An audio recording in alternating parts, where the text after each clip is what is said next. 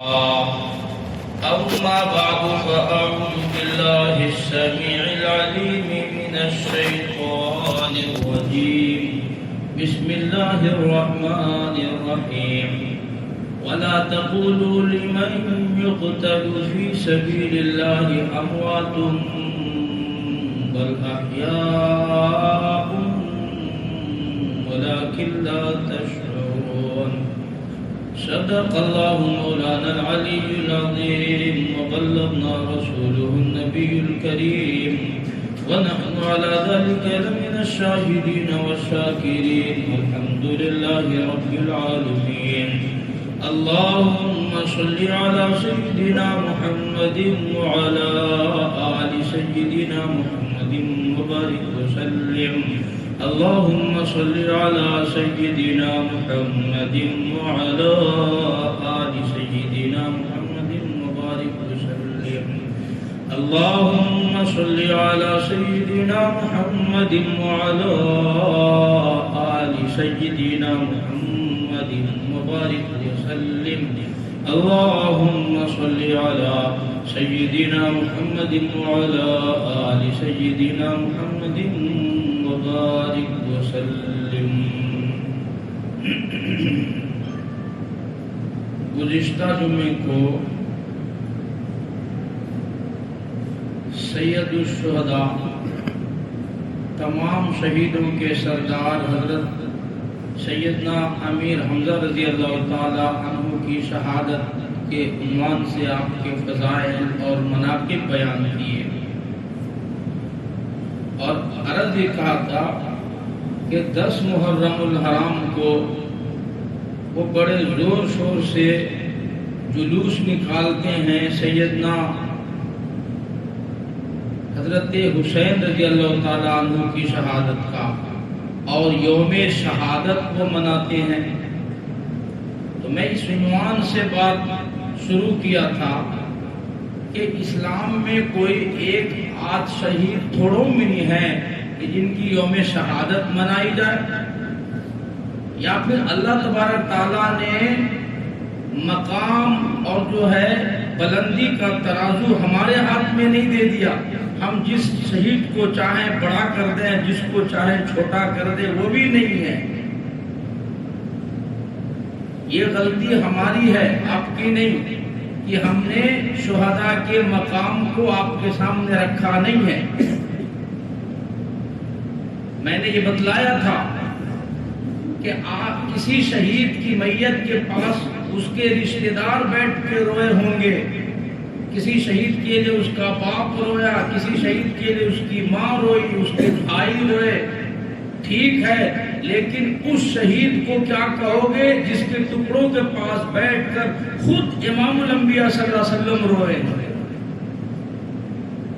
جن کی بہادری دیکھ کر کے امام الانبیاء صلی اللہ علیہ وسلم نے ان کو انعام دیا، تمغہ دیا، خطاب دیا اور لقب دیا. فرمایا سید الشہداء حمزہ، میرا چچا تمام شہیدوں کا سردار ہے. جن کی بہادری اور جن کی دلیری آپ نے اپنی آنکھوں سے جنگ بدر میں دیکھا، جنہوں نے بدر میں کوہرام مچا دیا. حارث تیمی کہتے ہیں کہ میں نے بدر کے میدان میں امیر حمزہ کو دیکھا جو شتر مرغ کا ایک جھنڈا بنایا ہوا تھا ان کے پروں کا، اور وہ جدھر جاتے صفیں پلٹ جاتی، قافلوں میں بھگدڑ مچ جاتا. عبد الرحمن بن عوف رضی اللہ تعالیٰ عنہ فرماتے کہ میں نے دیکھا بڑے سے بڑا بہادر جب للکارتا، آواز دیتا، امیر حمزہ ان سے مقابلہ کرتے اور سیدھا اسے جہنم میں بھیج دیتے. کسی کی ہمت اور جرت نہیں تھی. اسی وجہ سے بدر کے میدان میں 70 کافر مارے گئے، 70 قید کیے گئے. پورے مکے میں کوہرام مچ گیا کہ جب تک امیر حمزہ کا ٹھکانہ نہیں لگاؤ گے اس وقت بات نہیں بنے گی. چنانچہ یہاں سے واپس جانے کے بعد مکے میں میٹنگیں ہوئی، مشورے ہوئے، چندہ ہوا، سواری جمع کیے، سوار جمع کیے، روپے جمع کیے، پیسے جمع کیے، گھوڑے جمع کیے، چندہ کیے، قریش میں ہندا نے قریش کے سامنے جا کر کے روئی، گڑ گرائی، بل بلائی، ارے تم سب مکے والے مر گئے ہو، امیر حمزہ نے اکیلے میرے پورے خاندان کو صاف کر دیا، تم بدلہ لینے کی تیاری کرو۔ ہندا کا باپ، ہندا کا بھائی، ہندا کا شوہر، ہندا کا چچا، یہ سب کے سب بدر میں مارے گئے اور سب کو سیدنا امیر حمزہ نے ٹھکانے لگایا۔ چنانچہ ہندا نے بڑے بڑے وعدے کیے، مکے کی امیر ترین عورت تھی، مالدار تھی، غلاموں سے آزادی کے وعدے کیے، اور اس زمانے میں غلاموں کو آزادی سے بڑھ کر دنیا کی کوئی نعمت نہیں تھی۔ ہندا کا غلام تھا ایک وحشی بن حرب، وحشی۔ چنانچہ ایک سال کے بعد فوراً جنگ بدر کے سال بھر کے بعد فوراً مکے والوں نے آ کر کے چڑھائی کیا احد پر۔ حضور پاک صلی اللہ علیہ وسلم مدینے سے چند میل کے فاصلے پر احد ایک پہاڑ کا نام ہے۔ حضور صلی اللہ علیہ وسلم نے صحابہ کرام کی جماعت لے کر کے آپ صلی اللہ علیہ وسلم خود تشریف لے گئے، اور وہاں پر جا کر کے یہی رمضان المبارک کا مہینہ سن 2 ہجری کا واقعہ ہے، اور 17 رمضان کا یہ واقعہ، 17 رمضان کا۔ ابھی صحابہ کرام کو مدینے میں آ کر کے سانس لینے نہیں ہوا ہے، سن 1 ہجری میں بدر ہوا، اور 2 ہجری میں وہ لوگ چڑھائی کر کے احد پر آ گئے، یعنی مکے سے چل کر احد 500-550 کلومیٹر کا فاصلہ ہے۔ اتنی ہمت اور دلیری کی مدینے پر چڑھائی کرنے کے لیے آگے مسلمان پریشان، مسلمان نہتھے تھے، کمزور تھے، اور سب بے بس اپنا گھر مکان سب جو ہے چھوڑ کر کے آئے تھے، ان کے پاس تو اپنے پہننے کے کپڑے نہیں تھے۔ اسلام کے خاطر، قرآن کی خاطر، دین و ایمان کے خاطر صحابہ اگر یہ قربانی نہیں دیتے، آج ہمارے سروں پہ یہ ٹوپیاں نہیں دیتی، چہرے پہ یہ سنت نہیں دکھائی دیتا، بدن میں یہ لباس نہیں دکھائی دیتا، آج مسلمانوں کی عزت کا کوئی سامان نہیں ہوتا۔ یہ ان حضرات کے جان مال کی قربانیاں ہیں۔ آج ہمیں کلمہ نصیب ہے، مسجدیں ملی ہیں، قرآن ملا، اذان ملی، آج ہم سے قرآن سنبھالا نہیں جاتا، آج ہم سے یہ داڑیاں سنبھالی نہیں جاتی، صاحب ہم سے آج ٹوپیاں نہیں سنبھلتی ہیں، ہم جان اور مال کیا لگائیں گے؟ آج ہم سے ہماری اولاد نہیں سنبھلتی ہے نا، آج ہم سے نماز سنبھالا نہیں جاتا، فجر میں ہم سے اٹھا نہیں جاتا۔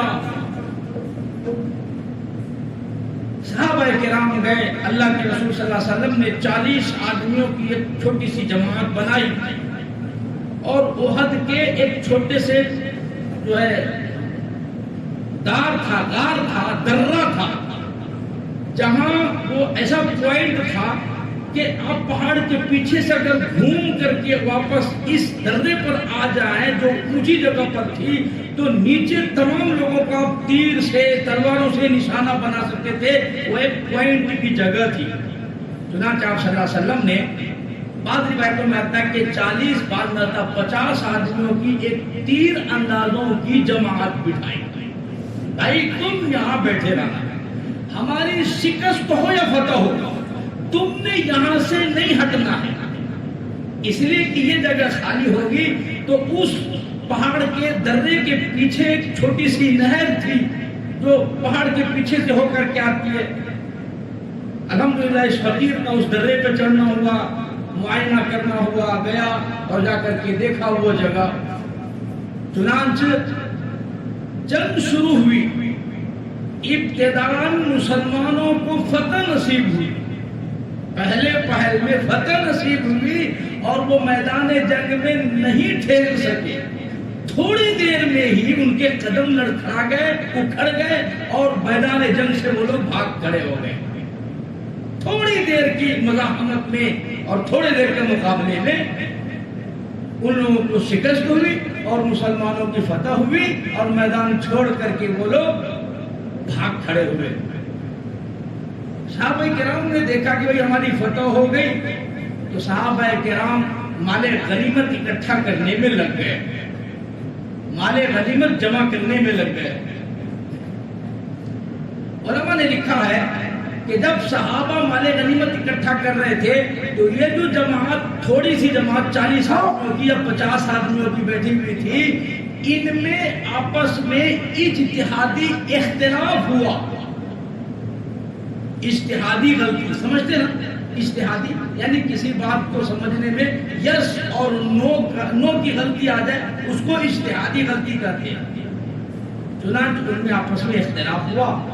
ایک جماعت کہنے لگی بھائی اب ہم جیت گئے ہیں, میدان فتح ہو گیا, ہماری فتح ہوگی, ان کی شکست ہو گئی, اب ہم یہاں بیٹھ کر کے کیا کریں, چلو ہم بھی مال غنیمت اکٹھا کریں گے, ہم بھی مال غنیمت لیں گے. اور ایک جماعت ان میں یہ کہنے لگی کہ نہیں بھائی, حضور نے ہمیں یوں کہا کہ ہماری شکست ہو یا فتح آپ کو یہیں پہ رکے رہنا ہے, یہاں سے ہٹنا نہیں ہے. تو پھر دوسری جماعت کہنے بھائی وہ تو حضور نے جنگ کے لیے کہا تھا, جنگ ہو گئی ختم, اب وہ حکم باقی نہیں رہا. یہ اجتہادی غلطی, انہوں نے یہ سوچا کہ صرف جنگ کے لیے حضور نے کہا, لیکن ایک جماعت اس پر قائم تھی کہ نہ کچھ بھی ہو جائے ہم یہ جگہ نہیں چھوڑیں گے جب تک حضور نہیں کہیں گے. چنانچہ سارے صحابہ وہاں سے نکل کر کے میدان احد میں چلے گئے اور پہاڑ کے اس درے پر 2 یا 3 صحابی جو اس موقف میں تھے, شکست ہو یا فتح ہم یہیں رہیں گے, وہ وہیں پر ٹھہری رہی. اس وقت تک حضرت خالد بن ولید رضی اللہ تعالیٰ عنہ مسلمان نہیں ہوئے تھے اور وہ کفار مکہ کے طرف سے سردار بن کر کے آئے تھے. ابو سفیان بھی تھے اس میں, خالد بن ولید بھی تھے, جو جنگ کے پیچ و تاب سے اور جنگ کے اتار چڑھاؤ سے بہت زیادہ باخبر تھے اور بہت زیادہ لڑاکو تھے. خالد بن ولید رضی اللہ تعالیٰ عنہ, خالد بن ولید نے جب نظر ڈالی تو دیکھا وہ پہاڑ کا درہ خالی ہے, جتنے اس میں تیر انداز بیٹھے ہوئے تھے وہ سب کے سب مال غنیمت اکٹھا کر رہے ہیں. خالد بن ولید نے ایک فوج لے کر کے احد پہاڑ کے پیچھے سے اس درے پر قبضہ جمایا. چنانچہ یہ 2 جو 3 تھے انہوں نے تیر اندازی کی, خالد بن ولید نے مقابلہ کیا اور مقابلہ کر کے ان تینوں کو وہیں شہید کر دیا اور اس درے پر قبضہ جما دیا جو اصل جگہ تھی. جب وہاں قبضہ جمایا اور مسلمان بے فکرے تھے, مسلمان مال غنیمت اکٹھا کر رہے تھے, بے خبر تھے, بے فکر تھے, اور انہوں نے پیچھے سے آ کر کے گھیر لیا. چاروں طرف سے مسلمان کافروں کے بیچ میں پھنس گئے اور ایک دم سے ان لوگوں نے حملہ بول دیا, ایک دم سے حملہ بولا. اور جب ایک دم سے ان کا حملہ ہوا, پلٹ وار ہوا, تو اس کا نتیجہ یہ نکلا چند منٹوں کے اندر چنانچہ حضور کے چہکتے ہوئے 70 صحابہ شہید ہوئے. تھوڑی دیر کے اندر پاسا پلٹ گیا اور حضور کے چہکتے دمکتے 70 صحابہ شہید ہو گئے. میدان ایک دم سے پلٹ گیا, مسلمانوں میں افراتفری مچ گئی, پہچاننا مشکل ہو گیا کون کس کا کدھر کا کیوں. اچانک آپ پر کوئی حملہ بولے. علماء کرام نے لکھا کافروں کی ایک جماعت مدنی کریم صلی اللہ تعالی علیہ وسلم کو گھیر لیا. کافروں کی جماعت نے حضور صلی اللہ علیہ وسلم کو دھکا دیا. آپ صلی اللہ علیہ وسلم ایک غار پر گر پڑے. آپ نے جو وہ ٹوپی پہنی ہوئی تھی, آپ نے جو وہ ٹوپی تھا, اس ٹوپی کا کڑا, لوہے کی جو زرہ پہنی ہوئی تھی اس کا کڑا, اس کا حلقہ, اس کی زنجیر, آپ صلی اللہ علیہ وسلم کے گرنے کی وجہ سے اس کا ایک کڑی آپ کے چہرے انور میں گھس گئی. آپ صلی اللہ علیہ وسلم زخمی ہو گئے, چہرہ مبارک سے خون بہنے لگ گیا. صحابہ کرام نے دیکھ لیا, آ کر کے ان کافروں کو مار بھگایا. آپ آپ صلی اللہ علیہ وسلم کو اٹھا کر کے لائے. ایک صحابی نے اپنے منہ سے اس کڑی کو کھینچنا شروع کیا. اتنا زور سے وہ چبھا ہوا تھا, اتنا زور سے اٹکا ہوا تھا, صحابی کا اوپر نیچے کے دونوں دانت ٹوٹ گئے. پر وہ جو ٹوپی کا کڑا نکالنے میں کامیابی مل گئی, کڑا نکل گیا, لیکن دونوں دانت صحابی کے شہید ہو گئے. خون کا فوارہ نکلنے لگ گیا. اتنے میں مدینے میں خبر پھیل گئی, مدینے میں آواز پہنچ گئی, نعوذ باللہ مدنی کریم صلی اللہ علیہ وسلم شہید ہو گئے.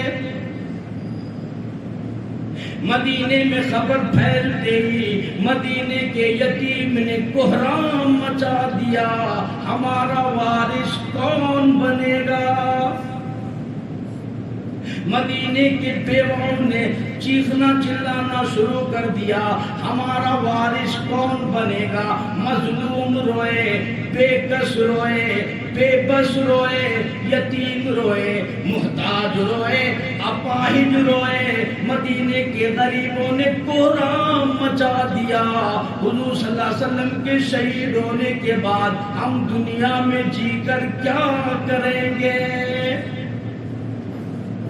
جب آپ صلی اللہ علیہ وسلم دنیا میں تشریف نہیں رکھتے, جب آپ ہی نہیں رہیں گے, ہمارے جینے سے کیا فائدہ, ہمارے جینے سے کیا فائدہ ہوگا. سب نے کوہرام مچا دیا, ہمارا ٹھکانہ کون بنے گا. صحابہ کرام نے حضور صلی اللہ علیہ وسلم کی مرہم پٹی کی, راکھ جلائے, کھجوروں کے پتے جلائے, ان پتوں کو جلا کر کے زخموں پر مرہم پٹی کی گئی. خون بہنا بند ہوا, پھر بھی آہستہ آہستہ خون رشتہ تھا, چہرے مبارک زخمی ہو گئے, خون آلود ہو گئے. اطلاع ملی اللہ کے رسول صلی اللہ علیہ وسلم آپ کے پیارے چچا شہید کر دیے گئے, اور جو ہے ان کے 11 ٹکڑے کر دیے گئے. مدینے میں خبر ملی, سیدنا امیر حمزہ رضی اللہ تعالی عنہ کی بہن حضرت صفیہ رضی اللہ تعالی عنہ کو اطلاع ملی, بھائی کا ٹکڑا کر دیا گیا, شہید ہو گئے. وہاں سے دوڑی دوڑی آئی احد پہاڑ کی طرف. آپ صلی اللہ علیہ وسلم کی نظر پڑ گئی, آپ نے ان کے بیٹے عبداللہ بن زبیر رضی اللہ تعالیٰ عنہ کو بلایا اور فرمایا, زبیر جلدی کرو, صفیہ میری پھوپھی کو روک دو, میں نے سنا ہے لاش کی حالت ٹھیک نہیں. جاؤ, جا کر اپنی ماں کو روکو, میری پھوپھی کو روک دو, لاش دیکھنے نہ دو, میں نے سنا ہے لاش کی حالت ٹھیک نہیں ہے. بڑا برا حال کر دیا گیا, بہت بری حالت میں لاش ہے, وہ برداشت نہ کر سکے گی, تاب نہ لا سکے گی, غموں کا پہاڑ ٹوٹ پڑے گا. جا کر کہہ دو, صفیہ تیرے نبی نے تجھے آگے بڑھنے سے منع کر دیا. حضرت زبیر رضی اللہ تعالیٰ عنہ دوڑے دوڑے گئے اور فرمایا, امی نبی نے آگے بڑھنے سے منع کر دیا ہے, نبی نے تجھے روک دیا ہے, تو آگے نہیں بڑھ سکتی, آگے نہیں جا سکتی. مسلمانوں اندازہ لگاؤ, جس کا ماں جایا بھائی شہید ہو گیا ہو, جس کی سکی بہن ہو, بھائی کی حالت ایسی دیکھیو, اتباع کا کیا مطلب. جس پر غموں کا پہاڑ ٹوٹ پڑا ہو, فرما برداری کا کیا معنی, فرما برداری کا کیا مطلب ہوتا ہے. خدا کی قسم مسلمان ہر غمی میں دیکھا جاتا ہے, آج ہمیں خوشی میں نبی کے فرمان توڑتی ہیں, غموں میں نبی کی فرمان توڑ دیتی ہے. علماء کرام نے لکھا ہے, حضرت صفیہ جو قدم آگے اٹھا رکھی تھی, حضور کی خبر ملنے کے بعد پیچھے کو واپس کر لی اور یوں کہنے لگ گئی, اگر اگر میرا یہ قدم ایک قدم آگے بڑھا خدا کی قسم جنت کی طرف نہیں، صفیہ کا یہ قدم سیدھا جہنم میں حضور کے منع کرنے کے بعد جہنم میں پڑے گا۔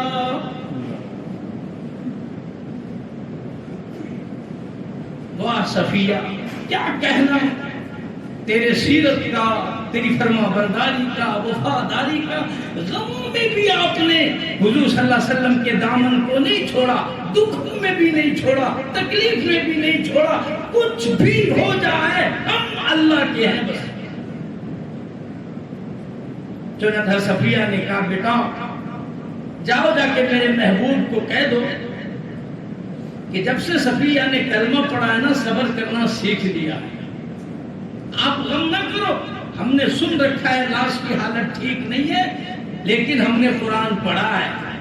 میرے محبوب کو کہو صفیہ روئے گی نہیں، صفیہ کپڑے نہیں پھاڑے گی، صفیہ جلوس نہیں نکالے گی، صفیہ ماتم نہیں کرے گی، صفیہ اپنے بھائی کے لیے بال نہیں نوچے گی اور جو ہے یوم شہادت نہیں منائے گی، اس لیے کہ صفیہ نے قرآن پڑھا اور آپ سے صفیہ نے قرآن اور صبر سیکھا ہے۔ حضرت صفیہ رضی اللہ تعالیٰ عنہ کہنے لگ گئی میں اپنے بھائی کے ٹکڑوں کے پاس بیٹھ کر کیوں روؤں؟ کیا میں نے قرآن نہیں پڑھا؟ کہتی ہے کہ روئے تو وہ جو قائل ہوں اموات شہیدوں کے، روئے تو وہ جو قائل ہوں اموات شہیدوں کے، ہم زندہ جاوید کا ماتم نہیں کرتے، اور ماتم کرنے والوں کم سے کم ایک موقف اختیار کرو، یا تو شہیدوں کو زندہ کہنا چھوڑ دو یا پھر ماتم کہنا چھوڑ دو، کالے کپڑے پہننا چھوڑ دو، جلوس نکالنا چھوڑ دو، غم کرنا چھوڑ دو۔ صفیہ کہتی ہے میں کیوں روؤں؟ میرا عقیدہ ہے میرے بھائی تو کیا میرے تمام شہید زندہ ہیں اور وہ اللہ پاک کے حضور میں اللہ کی دسترخوان پر جنتی کھانے کھا رہی ہیں، میں کیوں روؤں، کیوں کپڑے پھاڑوں؟ میرا تھوڑا مجھے عقیدہ ہے کہ میرے بھائی مر گئے، ختم ہو گئے، میرے تو سارے شہید زندہ ہیں اور اللہ کے دسترخوان جن کے زندہ نہیں ہے وہ محرم میں جلوس نکالے، وہ ماتم کرے، وہ سینہ پیٹے، وہ بال نوچے، ہمارا عقیدہ ایسا ہے۔ حضرت زبیر نے جا کے عرض کیا یا رسول اللہ صلی اللہ علیہ وسلم میری ماں کہہ رہی کہ میں ماتم نہیں کروں گی، جزا فضا نہیں کروں گی، کپڑے نہیں پھاڑوں گی، اجازت دو بھائی کے دیدار، بھائی کا دیدار کر لوں۔ چنانچہ آپ صلی اللہ علیہ وسلم نے اجازت دی، ٹھیک ہے اپنی امی کو، حضرت امیر حمزہ کی بہن کو ادھر سے بلاؤ، میری پھوپھی کو بلاؤ، کیا مقام ہوگا؟ ادھر حضرت صفیہ چلی، ادھر سے محبوب دو عالم صلی اللہ تعالی علیہ وسلم تشریف لائے، ادھر سے پھوپھی آ رہی ہے، ادھر سے امام الانبیاء آ رہی ہے، آ کر کے دونوں نے حضرت امیر حمزہ رضی اللہ تعالی عنہ کے ٹکڑے کے پاس کھڑے ہو گئے۔ علماء کرام نے لکھا ہے آپ صلی اللہ علیہ وسلم نے چہرے پر نگاہ ڈالی تو امیر حمزہ رضی اللہ تعالیٰ عنہ کی ناک نہیں، اور ذرا سا نیچے دیکھا دونوں لب نہیں۔ حدیث کی کتاب اٹھا کر کے دیکھو، آپ صلی اللہ علیہ وسلم نے اور تھوڑا سا نیچے جھک کر کے دیکھا تو پیٹ میں جگر نہیں، کلیجہ نہیں،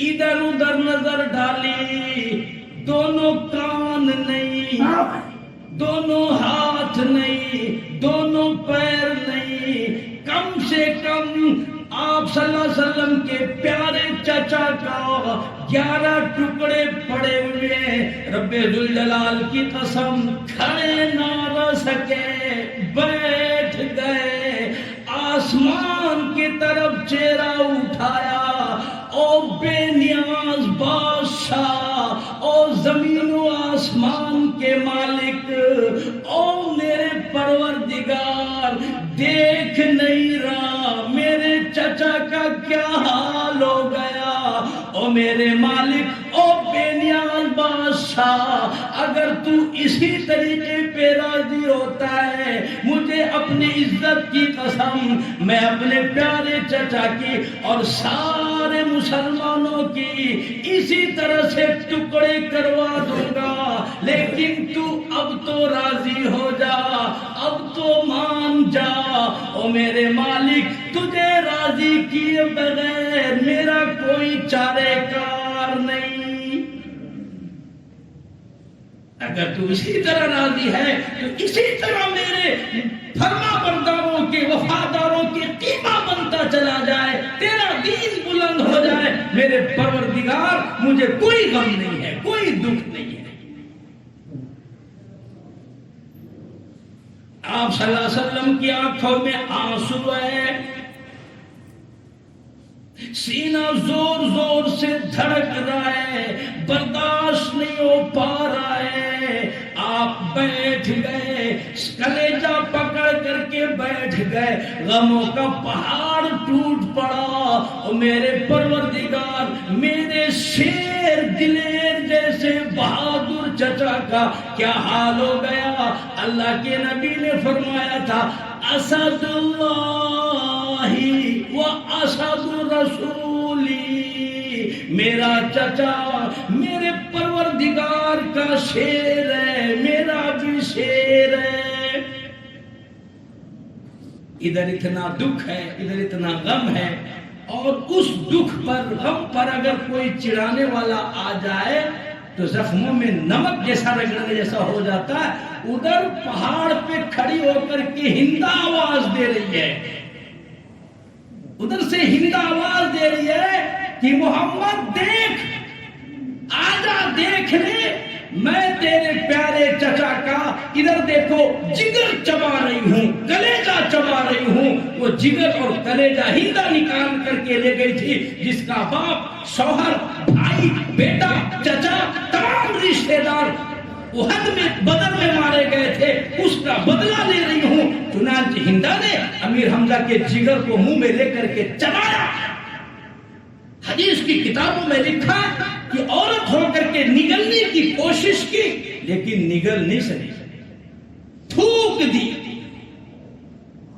اور وہ حضور کو دکھا دکھا کر کے چبا رہی تھی، آجا دیکھ لے، میں تیرے پیارے چچا کا کلیجہ چبا رہی ہوں۔ حضرت کو دکھاتی تھی ہندا، کھا کھا کے کلیجہ حمزہ کا، چڑھا رہی تھی، جو کرنا ہے کر لے۔ حضرت صفیہ رضی اللہ تعالی عنہا مدینے میں سن لی تھی کہ بھائی کے کپڑے بھی یہ لوگ اتار لے گئے ہیں، 11 ٹکڑے کر دیے ہیں، کفن کے لیے 2 چادریں لے کے آئی، اور کہنے لگی کہ میرے بھائی کو وہ لوگ ننگا کر گئے، میرے بھائی پر یہ چادریں ڈال دو، کفن ڈال دو۔ تھوڑی دیر کے بعد نظر پڑی، ایک انصاری صحابی کی بھی لاش پڑی ہوئی ہے، اس کے بھی ٹکڑے کیے ہوئے ہیں، ان کے بھی کپڑے اتار لے گئے۔ حضرت صفیہ رضی اللہ تعالیٰ عنہ کہنے لگے، او لوگوں ٹھہرو، میرے بھائی پر کپڑا ڈالنے سے پہلے مجھے کپڑا واپس کرو۔ کیا بات ہوئی؟ صفیہ کہنے لگی، چادریں 2 ہیں اور لاش بھی 2 ہے، ایک میرا ماں جایا بھائی ہے، ایک میرا دودھ شریک بھائی ہے، ایک میرا، میں نے اور میرے بھائی نے ایک پیٹ میں پرورش پائی، ایک میرا ماں جایا بھائی ہے اور دوسرا میرا کلمہ شریک بھائی ہے۔ اگر میں اپنے بھائی پر 2 کپڑے ڈال دوں اور انصاری پر غیر کو یوں ہی ننگا دفن کر دوں، کل قیامت کے دن میری باری آئے گی۔ او صفیہ اگر کچھ دینے بھی آئی تھی تو اپنوں کو دے کر چلی گئی، غیر کو ننگا دفن کر دیا۔ اللہ کے حضور شرمندہ ہو جاؤں گی، اللہ پوچھے گا اپنوں کو دے دیے غیر کو محروم۔ اس لیے چادریں واپس لاؤ، ایک چادر میرے بھائی پر ڈالو اور ایک چادر میرے انصاری کلمہ شریف بھائی پر ڈالو۔ پھر پتا چلا ایک چادر چھوٹی ہے اور ایک چادر بڑی ہے۔ صفیہ کہنے لگے نانا ٹھہرو، اگر میں نے اپنے بھائی کو بڑی چادر دے دی اور غیر کو چھوٹی چادر دی، اللہ پاک پوچھ لیں گے اپنے کو بڑی دے دی غیر کو چھوٹی دے دی۔ اس لیے میں وہ کام کرنا نہیں چاہتی ہوں جس سے میں کل قیامت کے دن شرمندہ ہو جاؤں۔ قرہ ڈالو، جس کے مقدر میں جو چادر آئے وہ ڈال دو۔ ہائے قربان جاؤ، صفیہ نے قرآن اندازی کی، اللہ کی شان، امیر حمزہ کے حصے میں چھوٹی چادر آ گئی اور انصاری صحابی کے حصے میں بڑی چادر آ گئی۔ رحمت دو عالم صلی اللہ علیہ وسلم کو اطلاع ملی، اللہ کے پاک پیغمبر چادر چھوٹی ہے، پیر ڈھکتا ہوں چہرہ کھل جاتا، چہرہ ڈھکتا ہوں پیر کھل جاتا، ہم کیا کریں اور کپڑا نہیں۔ رحمت دو عالم صلی اللہ علیہ وسلم کی مفلسی کی حالت دیکھو، غریبی کی حالت دیکھو۔ او مالداروں، او مسلمانوں، اللہ پاک تمہیں توفیق دے۔ اول تو تمہیں کچھ لینے دینے کی توفیق ہوتی نہیں، ہم سوچتے سوچتے قبر میں چلے جاتے ہیں، ہم سے خیرات ہوتی نہیں، ہم سے صدقہ ہوتا نہیں، ہمیں غریبوں کو کھلانے کی توفیق نہیں، کپڑا دینے کی توفیق نہیں، اور اگر دے بھی دیے جب تک ہم اسے برباد نہیں کر لیتے چین نہیں آتا۔ آپ صلی اللہ علیہ وسلم نے فرمایا میرے پیارے چچا کے چہرے کو ڈھک دو اور پیروں میں درختوں کے پتے ڈال دو۔ کیا افلاس کا عالم ہے، کیا محتاجگی کا عالم ہے۔ رحمت دو عالم صلی اللہ علیہ وسلم نے کن دکھوں کے ساتھ اس دین کو ہم تک پہنچایا کوئی تصور نہیں کر سکتا۔ پھر کمال دیکھیں آپ، توجہ کیجئے گا، سن 2 ہجری میں یہ جنگ احد پیش آئی، 2 ہجری میں، اور برابر 5 سال کے بعد سن 8 ہجری میں مکہ فتح ہوا۔ 5 سال کے بعد، تھوڑے دنوں کے بعد مکہ فتح ہوا۔ وحشی کو پتا چل گیا مسلمان مکہ فتح کر لیے، وہاں سے بھاگا وحشی، میرا کیا بنے گا؟ میں نے امیر حمزہ کے 11 ٹکڑے کیے، جگر نکالا، میرا کیا بنے گا؟ وہاں سے بھاگا، مکے سے طائف چلا گیا۔ وحشی بن حرب مسلمان طائف فتح کر لیے۔ جب مسلمان طائف میں پہنچے تو وحشی سمجھ گیا اب خیر نہیں ہے میری، میں وہ ہوں جس نے حضور کے شیر کو شہید کیا، وار کیا، خنجر پیچھے سے مارا اور آر پار کر دیا، میری وجہ سے امیر حمزہ شہید ہوئے، میرا خیر نہیں۔ وحشی بن حرب سیدھا طائف سے حضور کی خدمت میں آئے اور آ کر کے مجبوراً کلمہ پڑھنا پڑا، مسلمان ہوئے، کلمہ پڑھا، مسلمان ہوئے۔ مسلمان ہونے کے بعد حضرت وحشی بن حرب رضی اللہ تعالیٰ عنہ، اب تو رضی اللہ تعالیٰ عنہ کہنا پڑے گا، حضرت وحشی بن حرب رضی اللہ تعالیٰ عنہ نے آپ صلی اللہ علیہ وسلم سے پوچھا یا رسول اللہ صلی اللہ علیہ وسلم آپ مجھے پہچانتے ہو؟ 5 سال کا وقفہ گزرا اور بیچ میں کئی سارے جنگ، کئی سارے سریا اور کئی سارے معرکہ گزرے۔ 5 سال کے بعد وحشی بن حرب نے کہا یا رسول اللہ آپ مجھے پہچانتے ہو؟ حدیث کی کتابوں میں ہے، رحمت دو عالم صلی اللہ تعالی علیہ وسلم نے ادھر فرمایا ہاں، ادھر ہاں فرمایا، ادھر آنکھوں سے آنسو بہنے لگ گئے، آنکھ آنکھوں سے بے ساختہ نبی پاک صلی اللہ علیہ وسلم کے 5 سال کے بعد آنسو بہنے لگے اور فرمایا وحشی خوب پہچانتا ہوں، یہ چہرہ میرا بھولنے والا نہیں ہوں، وحشی تم ہو جس نے میرے شیر کو شہید کیا، جس نے میرے شیر کے ٹکڑے کیے۔ وحشی یاد رکھو تیرا کلمہ معتبر ہے، تیرا ایمان معتبر ہے، تیرا اسلام مجھے قبول ہے، ٹھیک ہے تو آج سے صحابی ہے، صحابی رسول ہے، تجھے وہ مقام ملتا جو سارے صحابہ کو ملا، لیکن وحشی یاد رکھو میں عرش پر بیٹھنے والا خدا نہیں ہوں، میں فرشتہ نہیں ہوں جس کو کوئی بیوی نہ ہو، بچے نہ ہو، رشتہ دار نہ ہو، میں ایک انسان ہوں۔ امیر حمزہ میرے چچا تھے، میں ان کا بھتیجا ہوں، میں جو ہے میری قدرت کاملہ ساری دنیا میں نہیں چلتی ہے، میں اتنا بڑا نہیں ہوں، میرے سینے کے اندر دل ہے، جگر ہے، میں کسی کا باپ ہوں، میں کسی کا بیٹا ہوں، میں کسی کی اولاد ہوں، میری کوئی اولاد ہے۔ تیرا دین اسلام معتبر ہے، وہ بالکل ٹھیک ہے، لیکن آج کے بعد ویسے تو میری نظر کے سامنے کبھی نہیں آنا، اس لیے کہ تیرا چہرہ دیکھوں گا مجھے اپنے چچا یاد آئے۔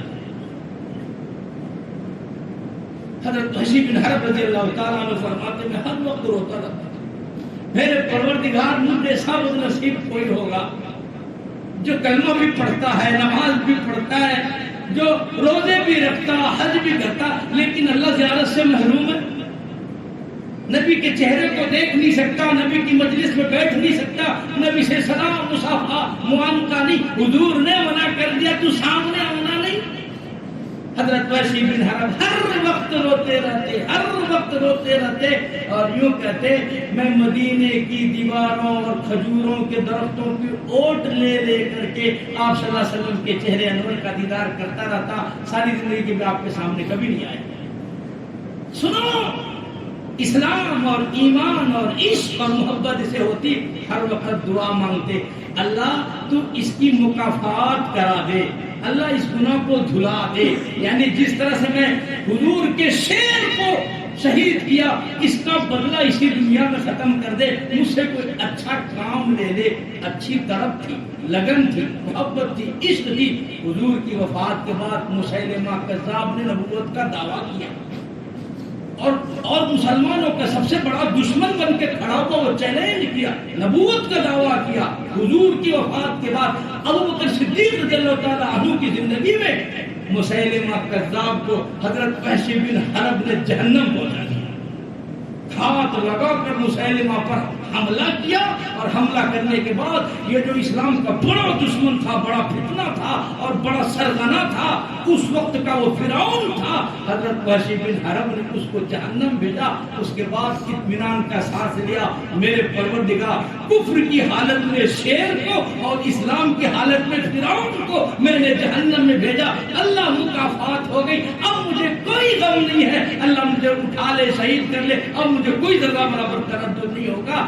اس طرح سے حضرت وحشی بن حرب رضی اللہ تعالیٰ عنہ نے اسلام قبول کیا۔ جن لوگوں نے قربانیاں دی، وفاداری کی، سر دھڑ کی بازی لگائی، اور جنہوں نے 11 ٹکڑے کرائے، آپ صلی اللہ تعالیٰ علیہ وسلم جس ٹکڑوں کے سامنے بیٹھ کر کے آنسو بہائے، آپ سوچو ان کا مقام کتنا اونچا ہوگا، نبی کے دل پر کیا گزری ہوگی۔